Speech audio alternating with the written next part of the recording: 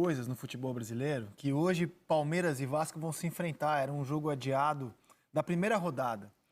Se ele fosse disputado na primeira rodada, estaria tudo diferente nos dois clubes. No Palmeiras, por exemplo, o Luxemburgo era o técnico, o Felipe Melo era zagueiro titular da equipe, o Patrick de Paula era titular absoluto, o Danilo sequer tinha estreado ainda e hoje é tido como um jogador importantíssimo. Aliás, só estreou porque o Patrick de Paula caiu, o Felipe Melo se machucou.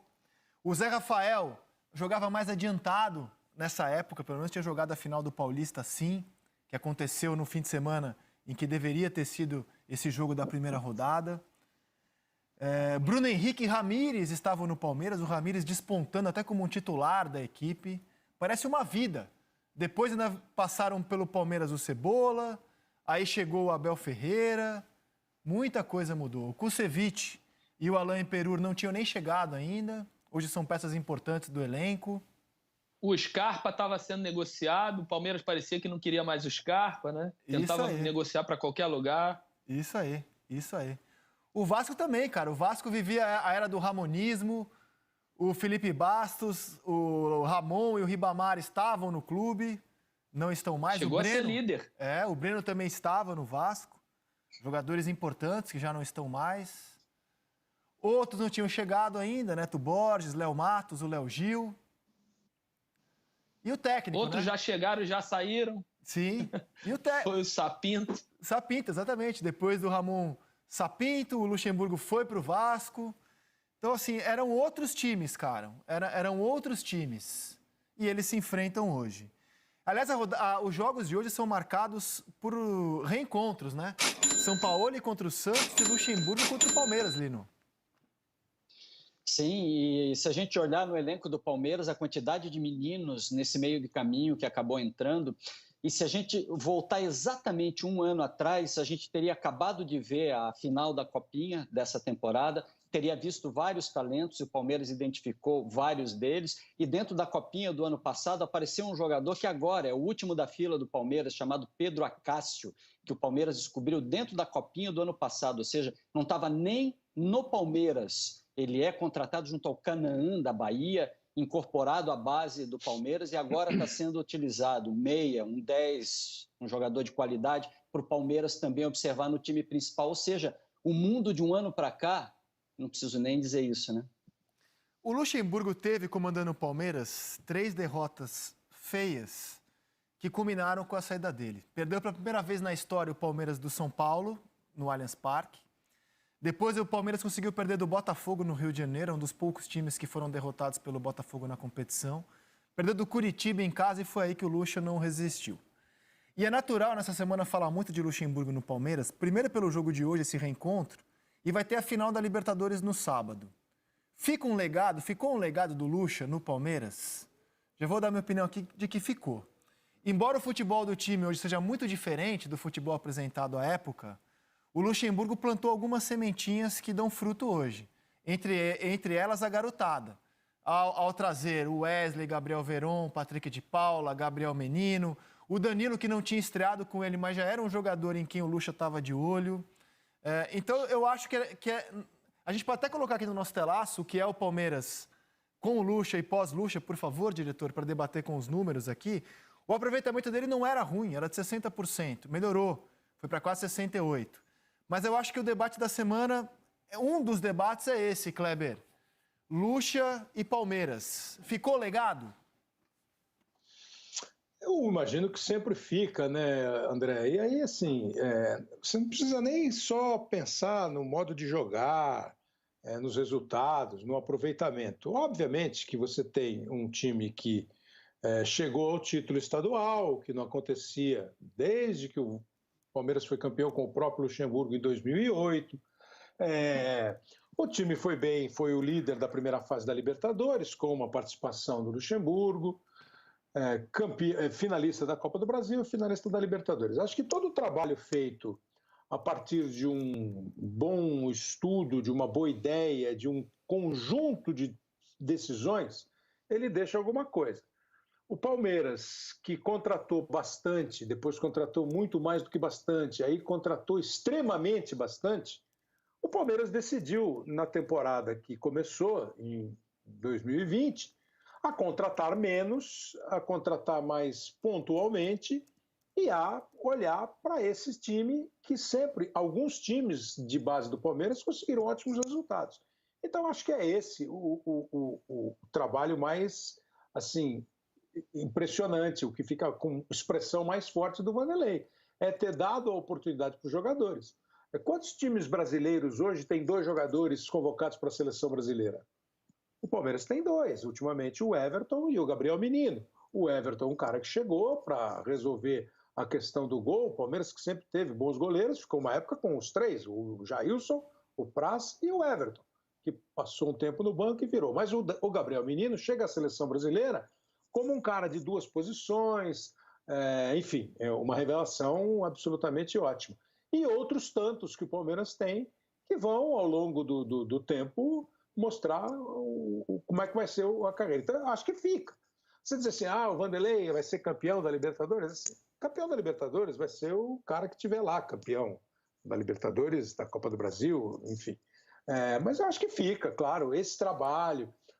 Ao mesmo tempo que você pode criticar alguns momentos do time do Palmeiras dirigido pelo Vanderlei, na maneira de jogar, na dúvida nesse ou naquele momento, se o time devia jogar assim ou daquele outro jeito, você tem também que reconhecer que, primeiro, que foi um peso a menos nas costas ter vencido o Campeonato Paulista.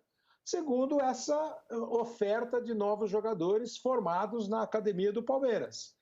E aí o terceiro é você ter um ambiente mais sossegado, e acho que é fundamental. O Palmeiras foi menos falou menos do que em temporadas anteriores. Acho que fica, assim, uma sequência de trabalho, independentemente do modo como o time joga, que parece um pouco diferente, né? Mas roda os números de novo. Eu quero chamar a atenção para o seguinte. O aproveitamento do Palmeiras pós-Lucha é melhor. É de 67,8% contra 60% dele. Mas há de se fazer um desconto, porque aí há muitos jogos de estaduais, adversários mais fracos. No Brasileiro, o Palmeiras dá um grande salto pós-Lucha. Com ele foi um aproveitamento de 49% em 15 jogos, sem ele o aproveitamento sobe para 60% em 16 jogos. Então, no Brasileiro, a campanha é muito melhor sem o Lucha. E o time passa a fazer mais gols também. Na Libertadores, o Lucha teve a melhor campanha da fase de grupos da competição. E aí, sem ele, o Palmeiras começa a jogar o mata-mata contra adversários, o River Plate, no caso, né? Mais forte, porque o Delfim, aliás, o Libertad, também foi adversário mais forte. Mas eu acho que esse número do brasileiro, eu acho que ele é impressionante, Lino. O Palmeiras realmente, no Campeonato Brasileiro, ele sobe muito de desempenho pós-Luxemburgo. Eu acho que esse número é muito importante. Eu acho que todo treinador que passa por um clube, ele deixa um legado, deixa uma contribuição, mesmo que esse legado se construa em cima dos erros dele. No caso do Luxemburgo, a gente precisa refletir também e ele deu aproveitamento para os jovens, isso é mérito dele também, mas se isso foi só mérito dele ou se isso começa com uma filosofia de diretoria. A diretoria do Palmeiras chega e diz, o elenco é esse, a partir de agora nós queremos que se utilize os jogadores jovens e eles precisam estar incorporados a esse processo. O Lucha assimila as ordens do patrão e passa a trabalhar com esses jogadores. Até onde ele iria com esses jogadores, o Palmeiras percebeu que não seria longe. Troca o treinador, o trabalho continua com a mesma filosofia e evolui. Acho que o trabalho do Abel está longe de estar acabado, os resultados estão acima da expectativa, o time ainda tem muito por evoluir e esse é o lado bom dessa história toda, porque o Palmeiras tem um treinador com potencial para fazer esse elenco evoluir, um elenco muito jovem, com potencial ainda para muito mais na América do Sul, e o momento do Palmeiras já pode ser de Libertadores. Então, o Luxemburgo deu a contribuição dele, sim, mas acho que tudo começa com filosofia de direção, o aproveitamento dos jogadores da base. Sim. Acho que esse número do aproveitamento no Campeonato Brasileiro não pode ser desprezado. Realmente o Palmeiras dá um salto de qualidade no Campeonato Brasileiro. Fico me pensando assim, os editores de jornal que vão fazer pôster, caso o Palmeiras vença a Libertadores. Coloca a fotinha do Lucha no pôster, Roger, e aí, hein? Ou não coloca se o Palmeiras for campeão? E quantas rodadas ele fez na Libertadores? Fez toda a fase de grupos, jogou a primeira né? fase inteira? Primeira fase inteira. Acho que merece, lógico. Primeira fase inteira. 6 jogos. São 6 jogos. Depois são só mais 7. Ele fez quase que 50% dos jogos, né? Lógico que numa fase mais fácil, o grupo do Palmeiras era fácil e tal. Porém, se eu sou o Luxemburgo, eu pediria minha medalha. Sem dúvida nenhuma. Se quiser me botar no pôster ou não, eu nem faria questão. Uma medalhinha para eu ter lá no meu quadro de troféus em casa, eu gostaria de ter. Sim. Pô, e o Cudê? E o Cudê, para treinador, né? Quantas medalhas para treinador? Pô, peraí, tem aqui 1, 2, 3 e começa a distribuir. Ele fez 5 das 6 rodadas. Na última já foi o Cebola. Ele fez 5 das 6 rodadas. Então, até agora, dos 10 jogos que o Palmeiras jogou na competição, o Lucha fez metade, fez 5. São só 10? Alguma coisa para o Cudê? 2, 4, 6... 6, não, fez 7, mais. Não. Não, são 7. São 7 depois da primeira fase. Já fez 6 de novo e agora só falta o 7º. Tá certo, tá certo. 12 jogos. O Palmeiras já fez 12 jogos na Libertadores. 5 com o Luxemburgo, 1 com o Cebola e os outros com o Abel. É isso aí, é isso aí.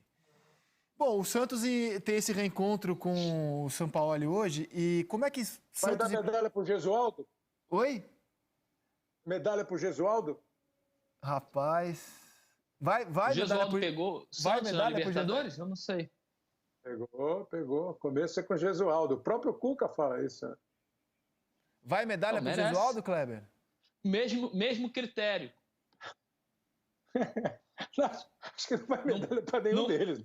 Nem pro Luxemburgo, não precisa sair na fotinho de campeão, não precisa esse oba-oba todo, mas manda uma medalhinha.